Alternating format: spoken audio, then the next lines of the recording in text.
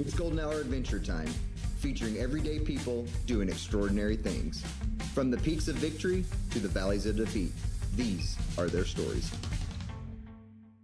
Now, from the back of the pack, your hosts, Justin and Robbie. Welcome to Golden Hour Adventures.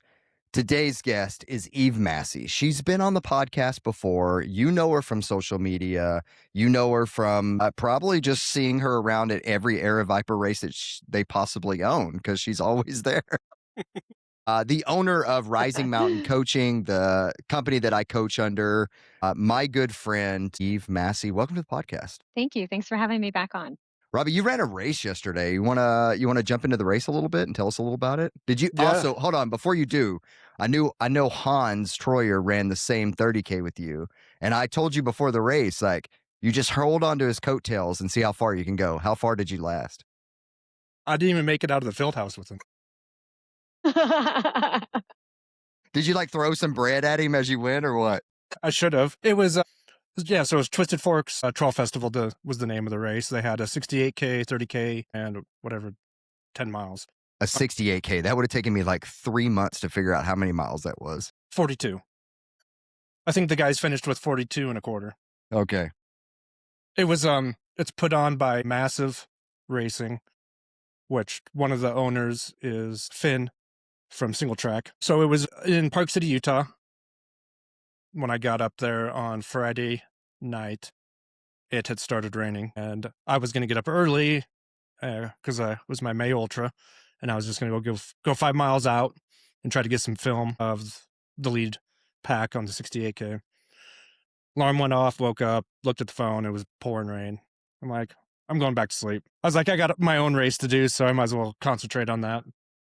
Anyways, I was super close. I was less than a mile from the start, so I walked over there in the rain. And probably one of the coolest starts I've ever been in. It was inside this big, giant field house that had a gym and other stuff in there. But it was on the turf, like on a indoor soccer field. And they just opened this big, huge sliding door, and everyone ran out of the field house for the start. Did see that. I saw a picture of it, and it was like people were sitting on the inside. I thought that was really weird, but that's super intriguing. It for yesterday, it worked out good, because it was raining and the weather was crap, and everyone got to stay warm. And, you saw all the people doing the normal stuff, doing their 10-yard sprints to get warmed up, and they're stretching. Where, most of us other people were just standing there and watching them. And I have never seen people do that at an ultra. Most people just stand around and like talk to each other. Yeah, I knew, these shorter races, I always see different things. They had a track upstairs. I don't know, it was probably 1/10 of a mile around the field house. And I was watching people like sprint around it. And I'm like, okay, I guess you'll be nice and warm by the time you get out there. But yeah, so I just kind of chilled, and I was the very last person out of the field house. I was just like, I'm going to take this all in. And I got out onto the concrete path or asphalt path, and I started taking some video, and Hans and Caleb Olson were probably already a 1/4 mile ahead of me. Like, I had to zoom way in with my phone to get them. Then I was dead last. I was DFL. I was just walking. My goal was to walk the first 10 miles because I knew the last, 8-ish miles is all downhill. Mistake that I'll tell later. But Wait, yeah, you walked the first 10 miles? I did. Really? Yeah. What was your reasoning behind that? My fitness. You're honest with it. I feel that in my soul. Yeah. I ran that course 2 weeks ago, except for the the road section from the field house and back. So I knew what the course was, and I was like, you know what, I knew on the downhill I could, catch up and do my thing. It's super balmy downhill. So this was one of the coolest parts of the whole thing. I passed this couple early on, and they were pretty bummed that they didn't get into the 68K. And I was chatting with them for a minute, and they're like, we're just going to walk the whole thing. They're probably in their late 60s. And all, rain geared out. And I was just like, man, that is awesome. They didn't even care, and they're like, we're just going to enjoy the day and take a walk. It's like goals right there. Yeah, right. Life goals, right? Then, yeah, so I got on the trail, and that part of the trail, there's no trees, and it's that like silty mud. So, I mean, there was a little bit of water flowing down the trail. Yeah.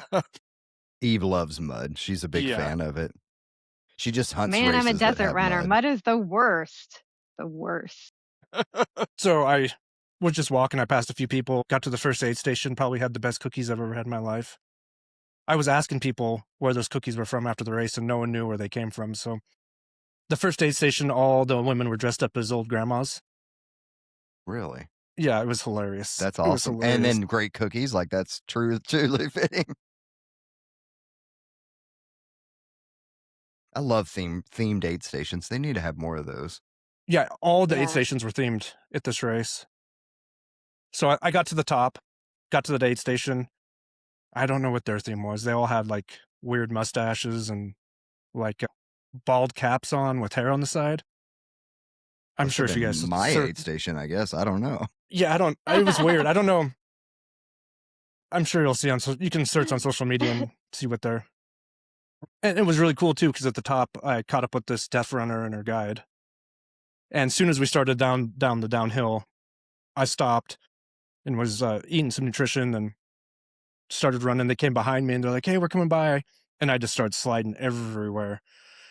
And they're like, "Oh, we're so sorry. It's muddy and it's slick." And I'm like, "Yeah." Then they got ahead of me and they were going slower than I was willing to go, so I just stayed behind them for a while. And then the deaf girl slipped in the mud. And then I was like, I hope this whole downhill isn't like this. Well, it was. It was like so bad. It was slipperier than ice. I was wishing I had my spikes with me to put on. Yeah, it was just that gooey, slippery, silty mud, and it was just a nose. Good stuff. You were just in it last week. And it continued to rain. I mean, it would slow down and the raindrops would get bigger. Then it would speed up, then the raindrops would get smaller. Then I just was making my way down. I was running, and on the steeper, part of the descents, I would have to walk because you would just slide, grabbing onto trees, all that stuff. I got to this place I call the beaver ponds. There's 2 beaver ponds. I don't know how the beavers got out there in the middle of nowhere. It's the weirdest thing. Beavers are the most resourceful animals there are. They just find themselves. I don't know. It's weird. Like, whatever beaver waddled all the way up from the river, that's a badass beaver. But when I got up there, I noticed there were some people standing, and I knew that that part of the descent was really, really steep. And they were just standing there, so I stopped. And when I stopped, the trail was a little higher on one side, and I just put my foot there, and I slipped. And when I fell, I put my hand down to catch me, of course, and I hear this loud pop. And I was like, what was that? Then I just felt a burning pain, and I stand up and go to pull my hand up, and it's stuck. And so I, kind of just pulled it up, and I felt the stick come out of my hand. It was a piece of like shrubbery that was cut into a sharp, with like pruning shears, how it leaves the sharp edge. It was that. I pulled my hand out and I looked down, and blood it was already down to my fingertips. That's how quick it was. It was bleeding. And I was like, and of course I wipe it with my muddy hand. Like, right, when we were growing up, didn't they always say rub some dirt in it? Well, I had some mud, Yeah, exactly. So I wrapped some mud in it. Then I was like, what do I got on me? And I usually carry like some kind of first aid with me, usually like some duct tape too. And I was like, well, I'll just duct tape a baby wipe to it. Well, I didn't have my duct tape, so I just pulled out a baby wipe, and it was dry, put it on my hand, then closed my hand. And I got up to that section where those people were standing, and one of the girls was like done with the race, and she was talking to the guy that was with her, like, can we just have someone come pick me up? I heard those words. And he was like, no one's coming to pick you up here. Then she started getting a little emotional. I'm like, well, my hand's dripping blood everywhere. I should probably go before she sees that. So I ski down this hill. Then it gets into this lower kind of, I wouldn't say marshy, but it's more flatter with a lot of trees. So it was just that mud, that's mixed. It hasn't seen that much water in years, and it turned into like this goopy, nasty mud. Then underneath was dry. So if you put a good purchase in, you'd pick up that whole footstep of mud. And this was at mile 10. And the next aid station was like 6 miles down, I believe. Anyways, I just kept cruising down. And at this point, I was starting to pass a lot of people that were just struggling with the mud. And people were mad. And I was just like, mad at the it's a mud? beautiful day. Yeah, mad at the mud. Just mad Yeah, at I life, it would be seems Yeah, mad they at like. were mad at mud. life. Yeah. It could have been some of their A races. I don't know. But I was just like, all happy and just like, having a good time. Like, that's what I was there to do. And I got down farther and there was this girl wrapped up in a space blanket and I was sliding down the hill and I believe it was her mom's like, don't run into us. Don't run into us. I'm like, I'm trying not to. They didn't move out of the trail. So I got by all them. Then I finally made it down to that aid station. I go up to the aid station. I'm like, hey, do you guys got any duct tape? And she looked at me kind of weird. She's like, we got a Yuko tape. I'm like, that'll work. Then a medic came over, first aid lady. This lady was awesome. I wish all, trail race had, most of them do, but I've had some bad encounters with medics, but first aid, whatever you want to call them. She comes over, what's wrong? I said, I fell on a stick and punctured my hand. And she's like, oh, I'll fix you up. And she's like, can I pull the baby wipe off? I'm like, I haven't looked at it. She pulls it off and she's like, oh, do you That's want me to always a clean good it up? sign. Yeah, she's like, do you want me to clean it up? I'm like, sure. She's like, I got some iodine, cleaned it up. And she's like, we'll put a Band-Aid on. I'll just wrap some like ace bandage around it. I was like, I just want to open my hand. I've had my hand closed for 5 miles, 6 miles. Continued on my way, got down and finished. Then my daughter was down there, which was cool. She met me down there and watched me finish. It's covered in mud. Then I went back to the hotel, took a quick shower, and I was trying to get my May Ultra in. So I went back out and walked back down. Then Mike and a couple other guys I know that were running the 62 or the 68K. So I just started walking back on the course to meet them and met those guys, ran back with those guys and got to chit chat with those guys. James, he was on the podcast. James Howland, he was on the podcast. Got to listen to those guys talk about their war stories of the race. And Gosh. James was like, and if you guys remember James, he was the guy that was running like big ultras every month. The year we had him on. This guy's a maniac. He was like, that's one of the hardest races I've ever had. He's like, I'm smoked. I'm like, what, James? He's like, yeah. Like, he's like, I don't know. It was just hard. So yeah, that was my race. Then Hans, I think, did it in 2:02. And Caleb was 2:03. And there was another guy behind him was 2:04. So the first three guys came in within a minute of each other. And I was talking to Justin on the phone at one point, FaceTime, just to show the mud. And the lead lady passed me. And I wish I would have had actually video of that because she was just bombing down. She was. And then the girl that other girl I showed you, she came in second, actually.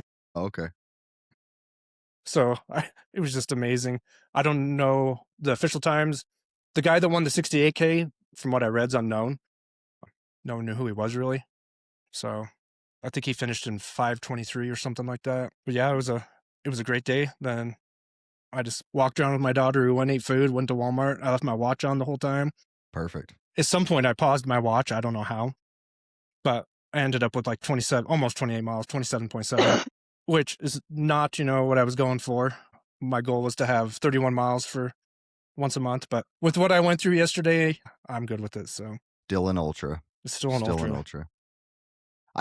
There's something to say about running in the mud. Like, like you have elevation climb, you have, the mountains, but man, when you throw mud in there and it's just like, you really have to curb your expectations on your finish time. And that's something that, I learned last weekend, and Robbie, you learned this weekend, and we've both ran Bighorn, so we understand like what, mud, but, for everyone listening here, like when you're, you have these goal times and you have your expectations of what you're trying to hit, and then, control what you can control. You're going to have weather come at you. Last weekend I had, you guys remember the podcast from last week, but last weekend I had 3 days of steady rain, turned the entire 30 miles into a mud pit. Robbie, you had a couple days of rain, turned the whole 18K into a mud pit. And it's like, you really have to curb your expectations. And yeah, exactly. The day's not going to give you what it is, but you've already signed up for the race. You're there. Like, just run it and have fun with it. Yeah, that's totally, as soon as I walked out the morning and Friday night when I went to bed, I didn't have any expectations. I just wanted to get my miles in with where I'm at and running. And I could have, the fall too and jacking up my hand. Like I could have turned that into a pity party. But yesterday I was just like, this is fun. I'm having so much fun. And it was an amazing day. Like I could have turned it around and like, whatever made it the worst day of my life. But you know what? We get to do this. We chose to do it. And I think a lot of times I know you've put in all the hard work training and all that other stuff, but remember, we get to do this. And just like you said, Justin, whatever gets thrown at you, just make the best out of it. It's not the end of the world. You're going to get through it. And, for a lot of people, when I heard them at the finish, they're like, that was the hardest race for some people, but I got so much out of myself. And that's what I think, running for me is getting something out of yourself. And, I was like, man, this is perfect training for Bighorn. Yeah, yeah, exactly. Well, Robbie, I got to ask the question, and we ask it on every race that we do. What'd you learn about yourself? Man, so my plan was at the top to start listening to music. I listened to 2 songs and turned music off. I had maybe listened to maybe 10 minutes worth of music, and I turned it off even after that because I was having so many good thoughts in my head. And what I guess the biggest takeaway is, where my fitness is at, how I haven't been running a lot. It's I get to go out and do this and I get to enjoy myself. And this is what I love to do.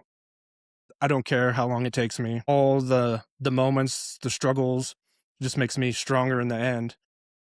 And I kind of needed that point, just where life's at, was like, hey, you can do this.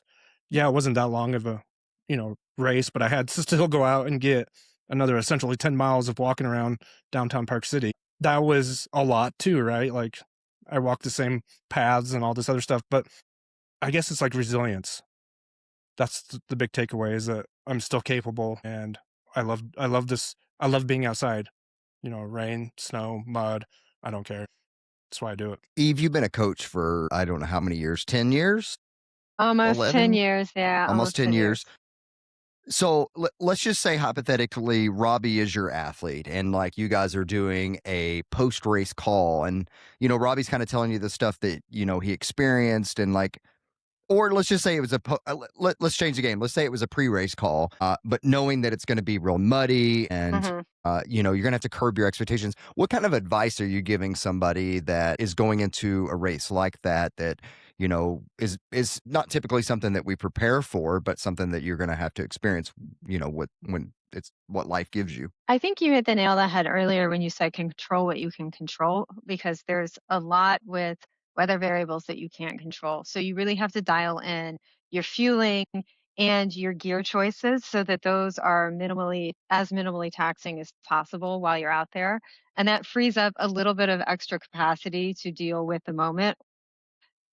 In the case of extreme mud, you really can't do anything about it, especially if you don't have poles or like waterproof shoes, which oftentimes these things come up last minute and you may not have the right gear for it. But being able to adjust your mindset and, I don't know, controlling what you can and still eking out a positive experience of it.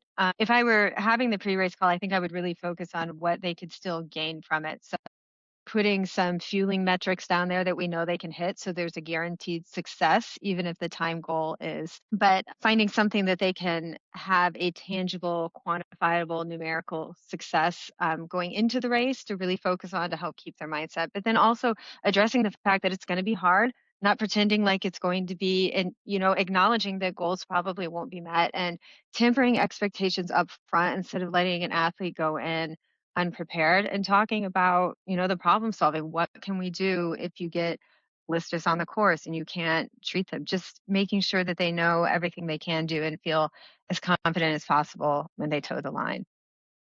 Yeah, that's an interesting conversation that you're bringing up, is curbing your expectations, because let's just say that Robbie has been training for this race for 4 or 5 months, and he's put all of his effort into it. This may be his first trail race, a 30K, and that he's put all of his effort into it, and then boom, this is what is given to him, is rain and mud and grossness, and it's going to be hard to I'm sorry, Robbie, your daughter walking behind you. sorry, Robbie's daughter just walked behind him, so it's funny. But yeah, so it's hard sometimes to have those conversations with the athletes, but curbing your expectations, maybe just it may not just be that easy, like, hey, I'm sorry, this is what happened, but maybe you say, hey, let's turn this into a B race and let's find another A race to put your talents toward. Yeah. Yeah, and I think that's really your job as a coach is to either upfront or afterwards find a success in there that the athlete can focus on because they can't always do that themselves. They can't always pull themselves out of it and be objective about it, but finding something that they can focus on or can reflect back on that's really clear. Like Robbie, for you, you had a great mindset out there. So if we were doing a post race call, we would be hammering down on that and how you did control what you could do, what you could, and really just not giving a lot of talk time to the negatives since you can't control them. Yeah. So Mike was out there. He's been on the podcast, and his goal time was 10 hours. And he came at 9:40. And, after he got done, we chatted, and he was pretty smoked when I caught up with him, and he was ready to be done. All those guys were. I don't blame them. But he took out the positive too. He set a goal of time of 10 hours, and he came in 9:40. His goal was to work on his nutrition and, all those other things, and he was able to still do that with the conditions I gave him. And that's a huge confidence builder too. Like, yeah, the course wasn't perfect, but what he did do was work on the things that he control, like you were saying, Justin. He was able to control his nutrition. He was able to control his pace and some other things, and know when he could push harder when he got on a dirt road. And there was 3 miles of dirt road that he could push harder on, and he did all those things. And sometimes it's just like, man, I could have done so much better, but those are all what ifs. And a lot of times I like to tell people too is, what if this happened? What if you fell down and, smacked your knee open because you were running so fast and you're having such a good time? Like, there's all these other things, but you did great. I know, as especially the longer distances, we're all in our head the whole race, or even during training and all that, then a lot of times those expectations in our training runs, right? We're like playing the race through our head. What would I do right now? I'm having a low spot. What would I do? And you can never control that during a race. So I think the big thing is also, as a coach, talking to athletes too, is take the positives. And you've got this big tool book now of stuff that's happened to you. I've ran for a while and I've got the experience. I knew there was going to be muddy, so my experience was just go slow, like just chill, have fun. I had to throw that right out the window. Like, as soon as I got outside, it was like, oh, we're going to be walking and having fun. But if I was like, well, I'm going to go out there and blast this thing just so I can get it over with because I don't want to be out here in the rain all day, who knows what would have happened. And I would have set myself up for failure right from the get-go. So having that mindset of control what you control and just go out there and have a good time. Like I was saying, I saw, a lot of people throwing pity parties, and I'd pass them and, talk to them for a second, ask them how they're doing. And I hate this is the worst day. And I'm just like, it's not the worst day of your life. You're out here doing what you love. I passed this one lady and she said something that really stuck with me. It's like, you having fun? She goes, this is so much better than being in bed right now. She goes, if I wasn't out here, I'd be still laying in my bed. I was like, see, she was controlling the control. Controllable. Yeah. Yeah. I think it's hard to have a good mindset when you get crap conditions. And, like I was talking to a lot of people last weekend that were just like kind of grinding it out. And it's just like, yeah, you're going up a 3 mile, 3,000 foot climb, and there's mud and you take a step and your foot slides back. And yeah, those conditions are terrible, but there's nothing you can do about it. You're out there, like you can't do anything about it. And it's just like, people, and of course me, I'm a talkative person. So anytime I see someone, I want to talk to them.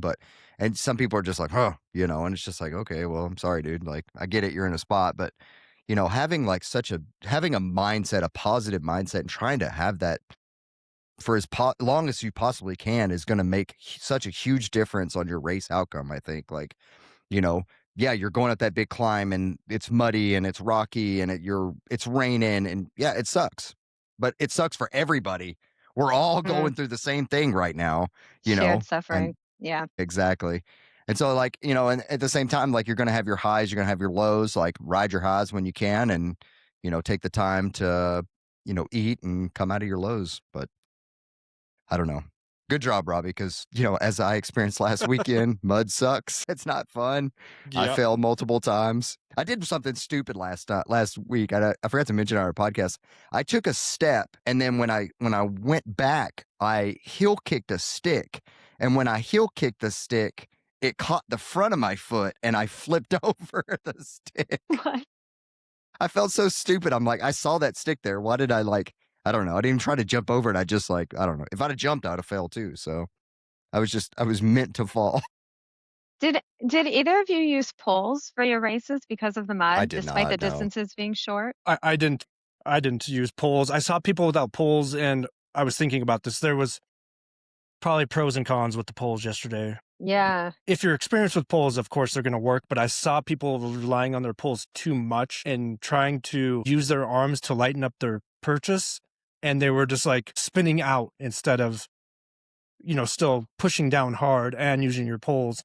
So that those people really struggled, and I heard a lot of people saying my arms and my shoulders are so sore from my poles. Mm. The other thing is a lot of people fell and they didn't have gloves on and their poles got super muddy. So then their hands were just, sandpaper on their poles for the rest of the race. Yeah. If you could use poles efficiently, know how to work with poles and mud, it would have been a game changer. I wish I would have had mine yesterday. I think in my race, a lot of people had poles because there was 6,500 foot of climb. And so I think that people had poles because of the climb. And then the mud just happened to be that it was, that was kind of the race day type thing. Like no one, anticipated that it was going to be that muddy. But I think a lot of people just had poles. I didn't use poles, but I think a lot of people did for the fact that there was 6,500 foot of climb in a 50K. So yeah.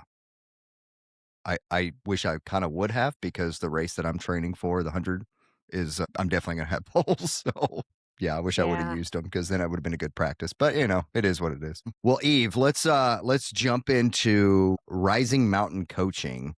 What is Rising Mountain Coaching? Rising Mountains with an S coaching. Oh my gosh. You would think I've been with you guys for like How long 6 have you been years, with so you us? would think Yeah. yeah, exactly. So Rising Mountains coaching. Yeah, Mountains. we're a small business that focuses on trail and ultra running. Yeah, we focus on trail and ultra running, but we coach athletes of all levels, all experiences for all distances from 5K up to 200 plus and all terrains. But we do tend to focus on the trail and ultras. We are Southwest based with coaches who are currently located all over the West, from Alaska to Colorado, Arizona, California, Oregon. And all of our coaches work collaboratively together. We're like a coaching co-op where we can help each other and really bring out each other's strengths and support our athletes as best as possible across that. I think that's a pretty good synopsis of us. Yeah, that's good. I like that. Yeah. Where did Rising Mountains Coaching, where did Rising Mountains come from? What was the thought behind the naming That's a really good question. coaching?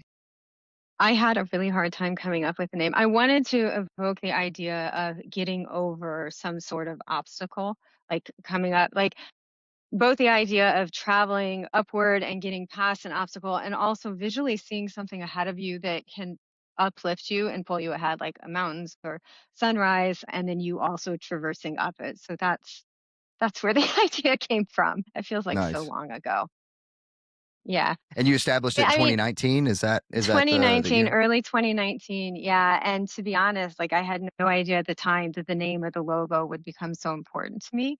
It wasn't, it was meant to be a side hustle, and within a year it became more than that. So I didn't have as much thought into the name or the logo as maybe I wish I would have looking back on it. So, but now here we are and everything's fit. So it's fine. But yeah.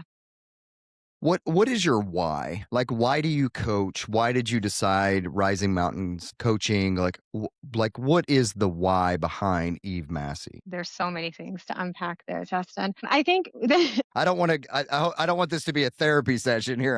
no, I think so. The coaching came as an extension of my educational background. My background is in teaching and working with people to achieve dreams, I guess, to push themselves beyond what they thought they were capable of. That skill set transfers really well to coaching. It's pretty much the same skill set. Even the programming is very similar to writing lesson plans. So I think I was into running. I was involved in the community. It was a natural extension of what I was already doing. But I'll be perfectly frank, coaching came to be at a time in my life when I needed another job. Really core truth of it is that I needed to supplement something in my life. And I was running a lot. I was very heavily immersed in the trail and ultra community and having some modest success locally with running, and people were asking me to coach for about 6 months. And so I had been coaching for fun, my friends and family, for a couple of years, and then made it official, I guess. But along the way of doing that, I really wanted to be a female-led company. At the time, there were not many female coaches and not many female-owned coaching companies, so I wanted that to be visibly different. And I wanted us to support runners sort of holistically, to support runners' relationships with running and not just this end goal of completing an ultra or the 100 milers or whatever, but really support the lifestyle rather than just the extreme elements of coaching. And when I started coaching, I'd had a couple coaches that I had worked with, and I took the things I didn't like from what I had experienced with them, some lack of support, lack of communication, and tried to build that up more so that runners would feel prepared at the start line instead of blindsided by everything that, the big learning curve that is ultra running. And I think now those things are much more commonplace. They're sort of industry standard, but they were less industry standard, even pre-race calls for ultra runners back in 2019. So it was with a lot of sweat equity, but it was considered a little bit novel at the time and definitely helped grow the business and grow the connection, I think. Um, but all of that, just like I loved the community. I loved the teaching aspect of it. Everything about it, growing it both locally and nationally and internationally, working, seeing some of my athletes become coaches themselves, like Justin. So it started as a need, but it grew very organically and with much organic passion as well. I mean, Justin, I love what I do. So yeah, it's been interesting to be a coach beyond like my own running career. I haven't raced in about 3 years, and I definitely peaked right around the time that I was starting to coach. Um, it's not motivated by my own running. It's really just trying to support other people. And I like to think that coaching has this trickle down effect of if people are happier and healthier in their lives because of running, they're happier and healthier with other people, with their families, with their coworkers. I mean, coaching is a pretty small thing in the grand scheme of life, but maybe it begets some other kindness and tolerance in the world. So Yeah. yeah. Yeah, that's a, interesting thing that you brought up. And I've often thought, like, why do I coach? And I was out at Javelina last year, and I was pacing Beck for her last lap, and she asked me, she goes, "Why do you coach?" And I said, I love running ultras. I love being in the community. I love talking to people. I love, flaunting my buckles because that's, what I do. We all know me for that. But I find more joy in training someone for 6 months and then watching Mm, them go out and get their own buckle. I love that. Even if it's like their seventh buckle, like that whole training block was different than your sixth training block and your fifth training block, and you're more mature as an athlete. And we've built on that maturity through the steps, how, if we've worked together for a few years. And it's just like, I love watching everything come together to accumulate to that one day and, watch them succeed and watch how like happy they are. And and then you always get like, "Oh, thank you so much." And it's like, "Oh, I didn't do anything. yeah. I was your support. I was there supporting you along the way, but like you did all the work. Like you're it." But like, I love watching people succeed. And I know in coaching that you're going to have success and failure, not necessarily as you as a coach, but the athlete's going to have success and going to have failures, and working through that and watching them come back from not necessarily a failure, but a DNF, right? And so Hmm. coming back from a DNF and working through that, because it's really hard to navigate sometimes, and watching them come back from that DNF to go out and succeed and capture another race. And there's nothing but joy in that for me. And I love that. That's my favorite thing in the world. And my wife will be like, "Why are you up at 3 a.m. checking the little trackers to see where your athlete's Refresh, at?" And it's refresh, like, refresh. "Oh my Yeah. gosh, they're 5 miles from the finish line. This is so exciting." But getting to pace Beck for that last 20 miles, watch her come in top 20, like, it's just such an awesome thing. And just like, I really just enjoy it. And especially being there with the athletes, like is a lot of fun. And I don't get to do it as much, but yeah, it's just something I just really enjoy. And that, you hit it right on the nail, the nail on the head. I don't know. How do you Hit say the that, nail on Robbie? the head. Hit the nail on the head. Yeah. Yeah, I think I'm really lucky with coaching too, in that I get to see a lot of my athletes throughout the entirety of my coaching. 30 to 40% of my athletes have been Phoenix based or Las Vegas based. I split time between the two cities, so I've been able to go to group runs or host my own group runs and connect face to face with a lot of my athletes. But then also because Phoenix is such a hub for ultra running, and because of Aravaipa's presence and because of Javelina, Black Canyon, and Cocodona, my own coaching has grown along with those. And I have a lot of athletes who come in for those races from other places like you and Beck, and I get to see them face to face for that. And it is really just a very cool thing to be so intimately involved in someone's vulnerability and passion like that. It's pretty rewarding. Yeah, for sure. Yeah. Well, you mentioned it, and I want to hit on the topic for a minute because you mentioned Aravaipa. We recently, Aravaipa has purchased, what is the company even called? I can't even remember the name, but it was Ultra Outdoor Adventures. Ventures of Ultra Ultra Adventures, Ultra Adventures. Adventures. Yeah. Yeah, And then there's a lot of talk about Aravaipa becoming the big company, and they're getting compared to Lifetime, they're getting compared to UTMB. What are your thoughts on all the conversation? And we know Aravaipa sets the standard for races. I mean, they have arguably the best aid stations, they have the best support. If you need a medic, there's going to be a medic there. They for sure. run a Yeah. tight ship Like, at Aravaipa. But you're still going to have the criticism from left and right saying they're a big company, they're taking over Ultra.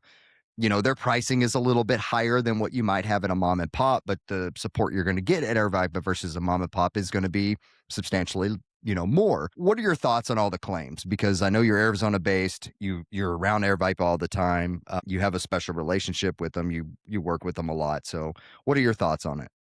yeah, I am definitely biased because I came of age as an ultra runner with Aravaipa, and I watched Aravaipa grow very much as a company. I ran Aravaipa's first, like when they first started the night series over 10 years ago. I ran all of those races in their first year with Jamil running behind me with a camcorder on like a yardstick. It was so old school. So I am definitely a little biased, but I also see what they have done, not just for setting industry standards with the races, but also how they've injected positive things into both the Phoenix and greater Arizona racing community. Because Aravaipa was originally just Phoenix based, and now they've expanded, all over Arizona, and have. I guess that's part of things. I am very biased towards Aravaipa. I have very positive things to say about them.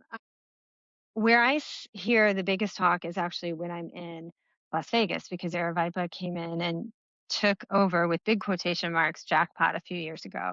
And local runners were pretty upset about that because they thought it would change the flavor of this race. The race was struggling. So it's hard for me to say that a race that is struggling shouldn't be bought out by a company that is established and can run it well. And that's ultimately where I land on all of this. The majority of these races are not hostile takeovers. They are small companies that are struggling to put on a race, and they are desperate to keep it going and not lose their permitting. And Aravaipa generally comes in and keeps the race still happening. I've seen in Nevada, one race company locally, I won't name it, they've gone through 3 versions of race directors. They had a family, then they brought on a couple other people, and now they're down to one of that group of 4. In the process of doing that, they've lost about 5 races, and they're down to just 1 race for this race company. As a local runner, as a coach with a lot of athletes in Vegas, I would have much rather that some company, any company, even UTMB, a big bad company like that, would have Yo. come in and kept some of these really high quality races in a state that has fantastic trails, that we don't have enough races to really show people what we're in. So I would rather that the races stay in existence even with a big company and costing more, than disappear. And on top of that, I have seen as a coach many, many small race companies cut corners with cost. If your race is cheap, you probably don't have adequate medical care out there. Above anything else, that's probably where the corners have been cut with medical. So if you're paying nothing for a race, make sure that you are aware that if you have a problem, you might be on your own. I've had some big medical problems of my own. I've been helicoptered off a trail race where maybe I would have had a stroke or even died if that medical care wasn't there. So again, it's hard for me to argue for small races that I know cut those corners versus a race that charges more and makes sure the medical staffing is there. So I have pretty strong opinions about it. Yeah. Yeah, sorry, that Yeah. was a No, long and rant. I agree. I do agree. I agree. So this is the big thing, with Ultra Adventures getting bought out. Well, let's go back to the beginning of that with Matt Gunn. Yes. So then, after Matt Gunn, they bought it. Then, of course, they just did all those other half marathons. Was it Bryce Canyon and Night Half Marathon? They just like blew up, right? They did all these, what is it, vacation races, I think. A lot of the talk is the Air Viper is going to just come in and change everything. And, I get both sides. But as you were saying, you brought up a good point. When you cut corners, and obviously they were struggling. That's why Air Viper bought them. Maybe they didn't want to be it anymore. They're struggling, and they just couldn't put a good race on. They knew Air Viper would take over. What are your thoughts, though, on like these small mom and pop companies that have been putting races on forever, and let's just say it was their legacy or what they left behind, and now, change of hands with Air Viper? If they're selling to Aravaipa, what are you going to do? I mean, I don't know even if this is something that athletes should get upset about, because this is ultimately race director decisions. This isn't, this is race directors making decisions about where they want to put their time and their money into things. So if people want small mom and pop races to exist, you need to go support them, put in volunteer hours and man hours and support them. Otherwise, small race directors can't put on the races they want to put on. So I don't know, go help and support with those races, or be okay with paying more and not having the mom and pop. I don't know any other way around it, because most of the mom and pop races I know, if they don't have adequate support, they're just struggling year after year.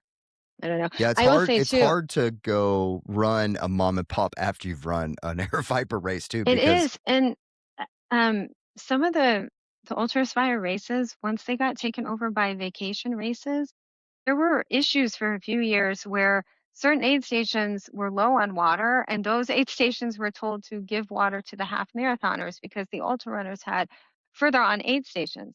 But then the further on aid stations would also be low on water. And I actually stopped recommending one of those races in particular, the 100-mile distance, to my athletes, because they always, year after year, we're out of water at a critical spot.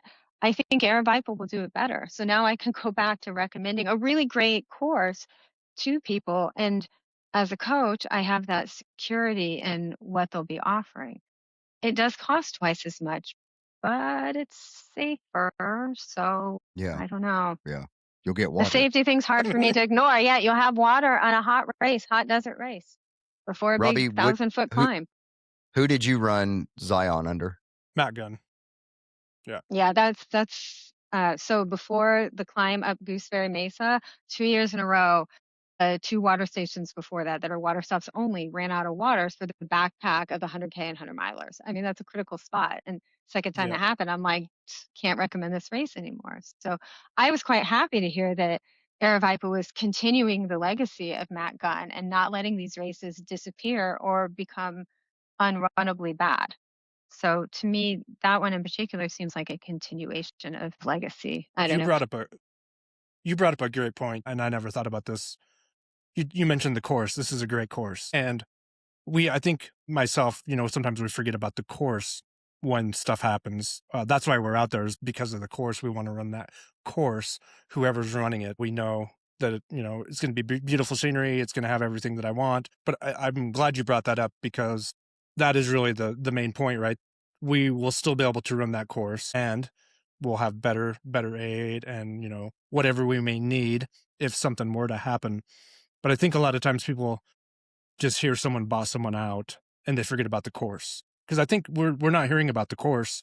We're hearing about buying someone out and how that race is going to change for the better or the worse. But I don't see when Aravaipa buys a race, it gets worse because people stop running it. And the races are, selling out and they go crazy and break ultra sign up and all those other things. So I think that was a really good point is we got to remember the course too.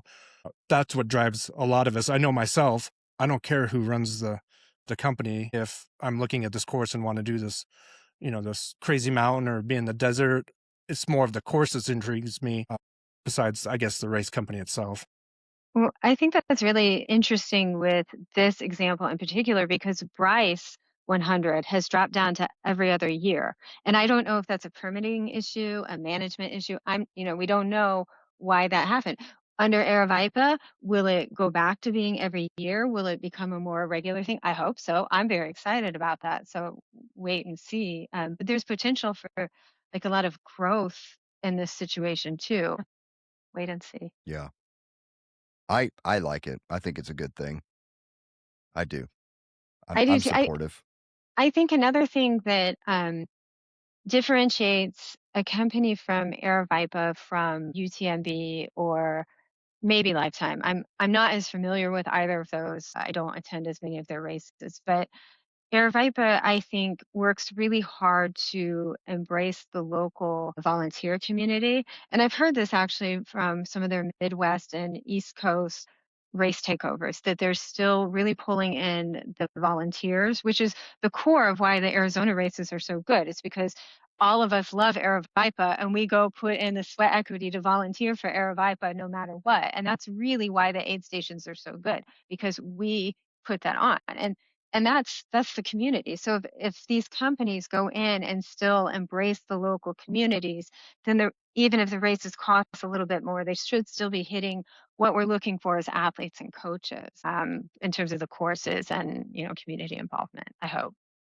Now, don't get me wrong, they do give race credit per hour worked They for do. Yes. volunteering, right? Yes, okay. Yeah, they I like do. that. They do. I like that. Like, I mean, yeah, you're volunteering, but at the same time, like, you want to go run one of their 100 milers, their 100 milers is going to cost you $500. You could technically volunteer your time and get a free race.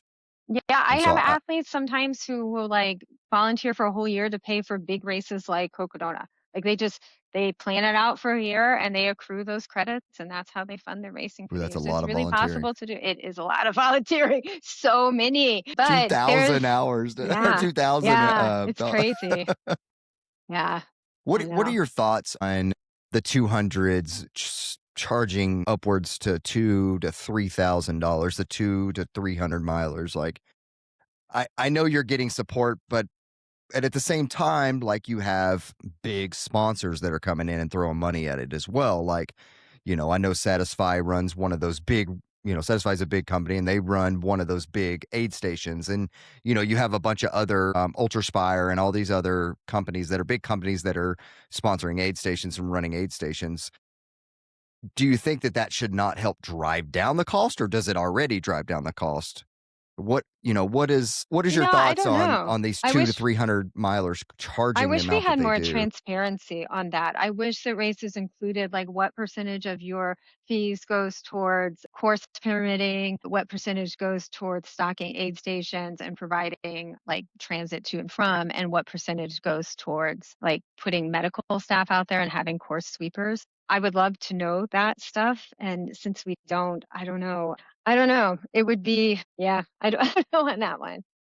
Yeah, because it's hard. Like if you see a new 200 miler pop up, like you got the old Ephraim that popped up, right? That Mike Monites, Yeah.